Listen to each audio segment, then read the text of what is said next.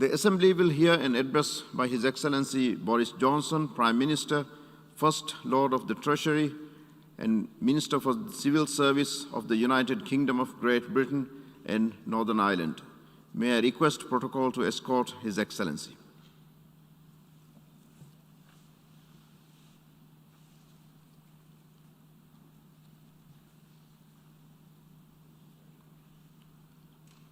I have great pleasure in welcoming His Excellency Boris Johnson, Prime Minister, First Lord of the Treasury and Minister for the Civil Service of the United Kingdom of Great Britain and Northern Ireland.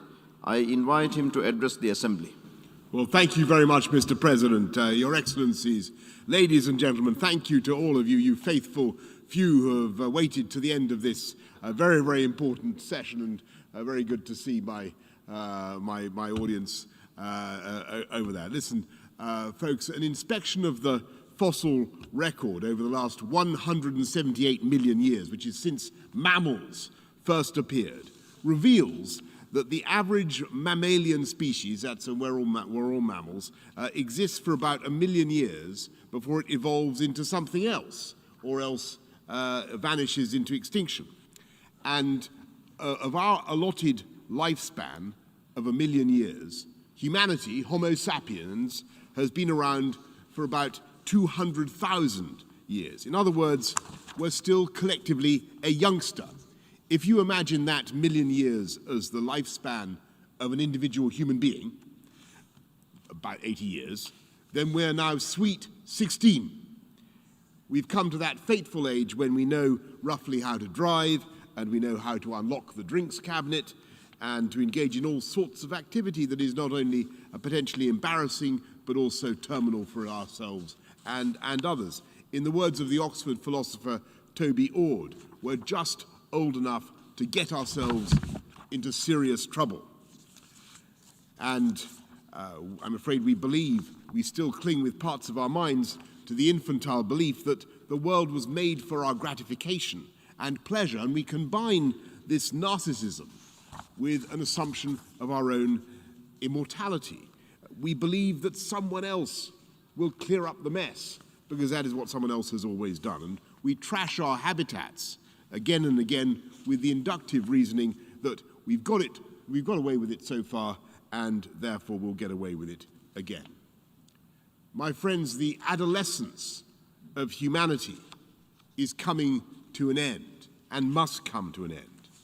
We're approaching that critical turning point in less than 2 months, in just over 40 days, when we must show that we are capable of learning and maturing and finally taking responsibility for the destruction we are inflicting, not just upon our planet, but upon ourselves. It's time for humanity to grow up. It's time for us to listen to the warnings of the scientists. And if you look at COVID, if you want to see an example of the gloomy scientists being proved right, it's time for us to grow up and understand who we are and what we are doing. The world, this precious blue sphere with its eggshell crust and wisp of an atmosphere, is not some indestructible toy, some bouncy plastic romper room against which we can hurl ourselves to our heart's content. Daily, weekly, we are doing such irreversible damage that long before 1 million years are up, we will have made this beautiful planet effectively uninhabitable, not just for us, but for many other species. And that is why the Glasgow COP26 summit is the turning point for humanity. We must limit the rise in temperatures, whose appalling effects were visible even this summer, to 1.5 degrees. We must come together in a collective coming of age. We must show that we have the maturity and wisdom to act. And we can. Even in this past 16 years, as it were, this feckless youth that we've just passed, we've shown our skill. We've harnessed clean energy from wind and wave and sun. We've released energy from within the atom itself and from hydrogen, and we found ways to store that energy in increasingly capacious batteries and even in molten salt. We have the tools for a green industrial revolution. We've got the kit, but time is desperately short. 2 days ago, here in New York, we had a session in which we heard from the leaders of the nations most threatened by climate change, the Marshall Islands, the Maldives, Mr. President, Bangladesh, and many others. And they spoke of the hurricanes and the flooding and the fires caused by the extreme meteorological conditions the world is already seeing. And the tragedy is that because of our past inaction, there are further rises in temperatures that are already baked in. And my friends, baked is the word. If we keep on the current track, then the temperatures will go up by 2.7 degrees or more by the end of the century. And never mind what that will do to the ice flows, dissolving like ice in your martini here in New York. We will see desertification, drought, crop failure, and mass movements of humanity on a scale not seen before.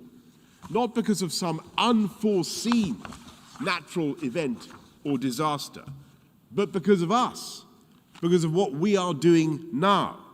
And our grandchildren will know that we are the culprits, and they will know that we knew, that we were warned, and they will know that it was this generation that came center stage to speak and act on behalf of them, on behalf of posterity, and that we missed our cue. And they will ask themselves what kind of people we were to be so selfish and so short-sighted. In just 40 days' time, we need the world to come to Glasgow to make the commitments necessary. And we're not talking, I'm afraid, about stopping the rise in temperatures. We can't do that. It's too late to stop the rise in temperatures. But to restrain that growth, as I say, to 1.5 degrees. And that means we need to pledge collectively to achieve carbon neutrality, net zero, by the middle of the century. And that will be an amazing moment if we can do it, because it will mean that for the first time in centuries, humanity is no longer adding to the budget of carbon in the atmosphere, no longer thickening that invisible quilt that is warming the planet. And it's fantastic that we now have countries here at the UN representing 70% of the world's GDP who are committed to this net zero objective. 70% of the world GDP, and I'm proud to say when my friend and colleague Alok Sharma, the president-designate of COP26, began his mission, his peregrinations around the world, that number was only 30% of world GDP. So we're getting there, is the point I'm making. And we can go further, and if we are going to stave off these hikes, these rises in temperature, we must go further, and we must go faster.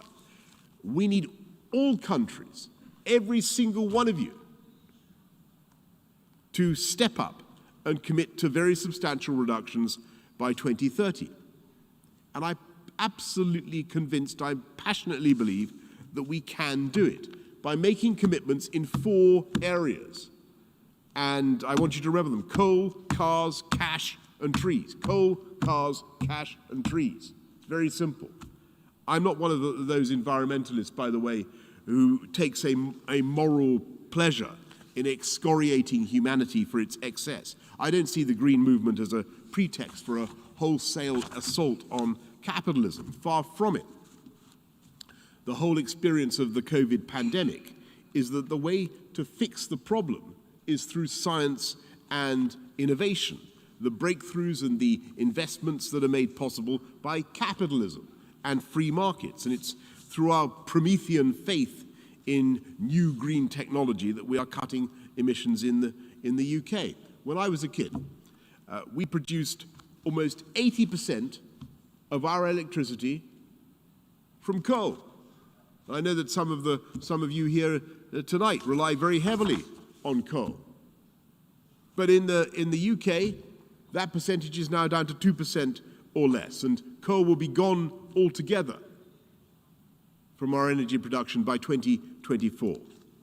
We've put in great forests of beautiful wind turbines on the drowned prairies of Doggerland between Britain and Holland in the North Sea. In fact, we produce so much offshore wind that I'm thinking of changing my name in honor of the god of the North Wind to Boris Johnson. There you go. There's a shove in that classical allusion this time of night to see if you're paying attention, folks. And I know that we're ambitious in asking the developing world to end the use of coal power by 2040, and for the developed world to do so by 2030. But the experience of the UK shows that it can be done, and profitably too. And by the way, I want to thank very much President Xi of China for what he has just done to end China's international financing of coal.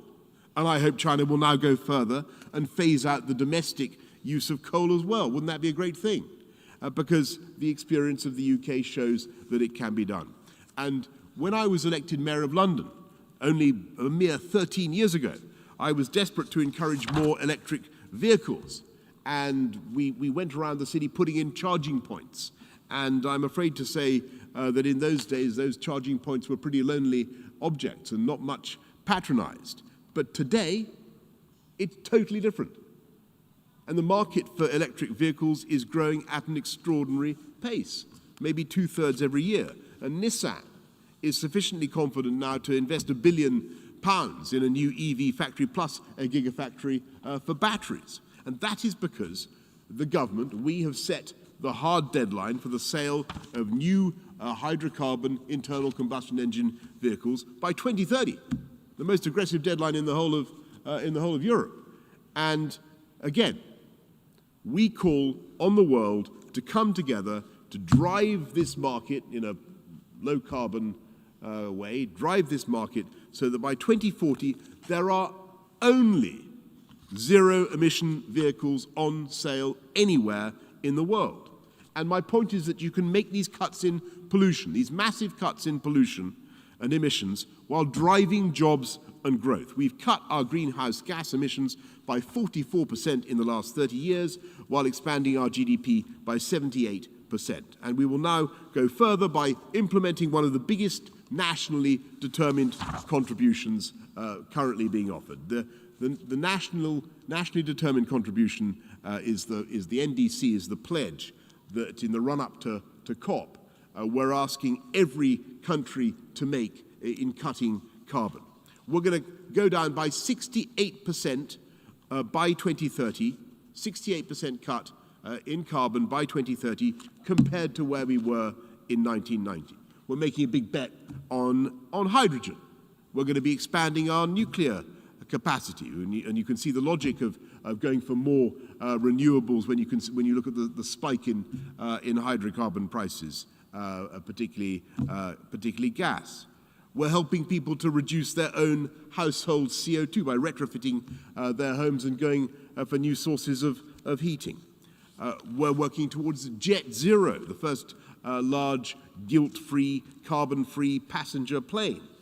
And we also recognize that this is not just about using technical fixes, technology to cut CO2. We also need to work together around the world to restore the balance between humanity and nature, a balance that's obviously been proved so hopelessly out of whack by the emergence of a zoonotic pandemic, for instance. We need to halt and reverse the loss of trees and biodiversity by 2030. Halt and reverse the loss of trees by 2030. That's what we should do.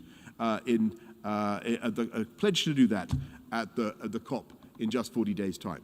And that's why we in the UK are committed to beautifying the landscape, strengthening our protection against flooding by planting millions more trees, beautiful trees that stop soil erosion, provide habitats for insects and birds and mammals, and which of course help to fix carbon in the atmosphere.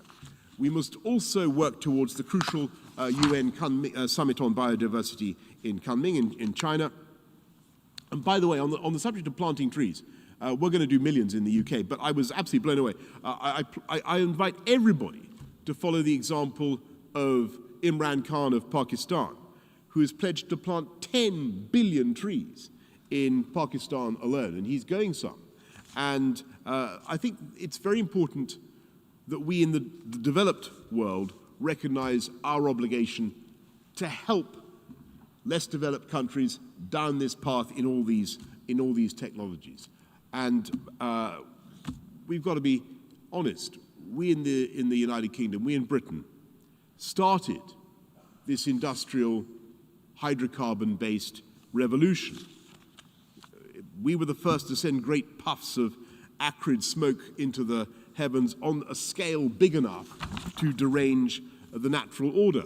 And though we were in fact, of course, doing something rather wonderful in one sense, we were setting in train a new era of technology that was itself to lead to a massive global reduction in poverty, emancipating billions of people around the world. I mean, the Industrial Revolution was a good thing fundamentally, but we were also unwittingly beginning to quilt the great tea cozy of carbon dioxide around the world. And so we understand that when the developing world looks to us to help, we must take our responsibilities. And that's why 2 years ago, when I last came here, Mr. President, to UNGA, I committed that the UK would provide £11.6 billion to help the rest of the world to tackle climate change. And I want you to know that in spite of all the pressures on our finances in the UK caused by COVID, we have kept that promise to the letter. And so I'm very pleased and encouraged by some of the pledges we've heard here at UNGA, including from Denmark, and now a very substantial commitment from the United States that brings us within touching distance of that $100 billion pledge that we need every year. But we must go further, and we've got to be clear that government alone and government cash alone is not going to be enough. We must work together so that the international financial institutions, the IMF, the World Bank, are working with governments around the world to leverage in the private sector, because it is the trillions of dollars of private sector cash that will enable developing nations and the whole world, all of us, to make the changes necessary. And to give an example, it was the UK government that set the strike price under the contract for difference system, the strike price for the private sector to come in and transform our country into the Saudi Arabia of wind. And if you see what I mean. We don't resemble Saudi Arabia in many ways, but we, in terms of offshore wind, we produce more offshore wind than any other country in the world. And only yesterday, the UK's first sovereign green bond raised £10 billion on the markets from hard-headed investors who want to make money.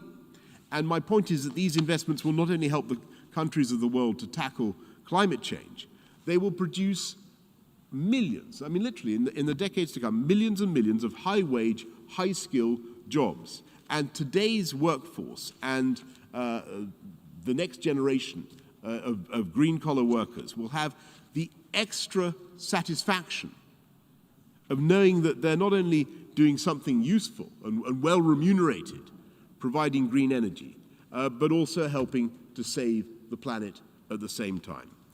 Every day, green startups are producing new ideas, from feeding seaweed to cows to restrain their traditional signs of digestive approval, to using artificial intelligence and robotics to enhance food production, capture CO2, put it into brownies, and so on. And it's these technological breakthroughs that will cut the cost for consumers, so that we have nothing to fear and everything to gain from this green industrial revolution. And when Kermit the Frog sang, "It's not easy being green." You remember that one? I want you to know that he was wrong. he was wrong. It is easy. It's not only easy, it's lucrative, and it's right to be green. Although he was also unnecessarily rude to Miss Piggy, I thought, Kermit the Frog. But it is easy to be green. We have the technology, as we used to say when I was a kid. We can do it. We have, so in 40 days' time, we have the choice before us. The poet Sophocles is often quoted by me anyway, as saying that there are many terrifying things in the world, but none is more terrifying than mankind. And it's certainly true that Sophocles was right in that sense, in that our species is uniquely capable of our own destruction and the destruction of everything around us. But if you look at the Greek, what Sophocles actually said was that man, polita dena kouden anthropou deinoteron pele, is what he said, which is Denos, man is Denos, and terrifying isn't quite right as a translation for Denos. What Sophocles really means is that mankind humanity is awesome. We're both terrifying but also awesome. And I think he was right there. We have an awesome power to change things, and to change things for the better, and an awesome power to save ourselves. And in the next 40 days, we have to choose, the world has to choose, what kind of awesome we're going to be. And to get back to my metaphor of adolescence, I hope that COP26 will be a 16th birthday party for humanity, in which is not miserable, but a party in which we choose to grow up, to recognize the scale of the challenge that we faced, and to do what posterity demands that we must. And so I invite this great UN Assembly in November to come and take part by your actions in what I hope will be a global coming of age, and to blow out the candles, if you like, blow out the candles of a world on fire. That's what I think we should do. So thank you all very much. Thank you for the pledges that you're making. I hope that you will increase them and do what is necessary. And Mr. President, see you in Glasgow. Thank you. On behalf of the General Assembly, I wish to thank the Prime Minister, First Lord of the Treasury, and Minister for the Civil Service of the United Kingdom of Great Britain and Northern Ireland for the statement just made, and I request protocol to escort His Excellency. Well, we have heard the last speaker in the general debate for this meeting. We will continue the general debate tomorrow at 9 a.m. in this hall. The meeting is adjourned.